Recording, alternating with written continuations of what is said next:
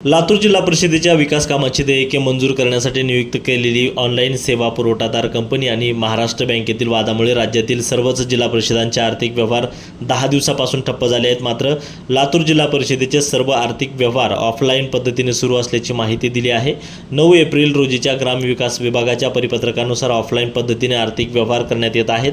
स्थानिक पातळीवरचे कामकाज संबंधित विभागाच्या अत्यावश्यक पत्रानुसार आर्थिक व्यवहार करण्यात येत आहेत। त्यामुळे लातूर जिल्हा परिषदेचे आर्थिक व्यवहार ठप्प झाले नाहीत। शासन स्तरावर नवीन ऑनलाईन प्रणालीचे कामकाज सुरू होणार असून लवकरच ऑनलाईन पद्धतीने कामकाज सुरू होईल अशी माहिती उपलेखा व वित्त अधिकारी राजेंद्र नागिने यांनी दिली आहे। नितीन बनसोडे, एकमत डिजिटल, लातूर। 9 एप्रिलचं जे शासन परिपत्रक आहे ग्रामविकास विभागाचं, त्याच्यानुसार सगळं कामकाज सुरू आहे। फक्त ते ऑफलाईन पद्धतीनं सुरू आहे आणि 25, 26 आणि 26, 27 जे काय आहे तर त्याचं कामकाज ऑफलाईन पद्धतीनं सुरू आहे। आता आमचं 25, 26 सर्व लेखी अंतिम होण्याच्या मार्गावर आहेत।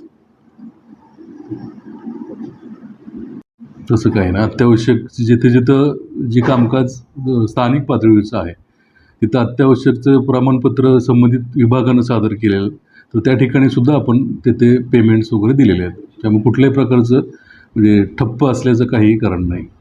आर्थिक व्यवहार काही ठप्प नाहीत, काय नाही। जिल्ह्यातला आता सध्या जर पाहायला गेलं जिल्हा परिषदेचं ते आहे ते व्यवस्थित सुरू आहे, ऑफलाईन पद्धतीनं फक्त आहे, एवढंच।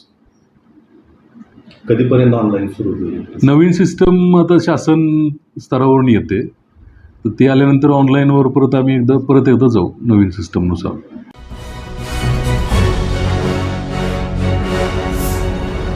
Thanks for watching Ekmat Digital.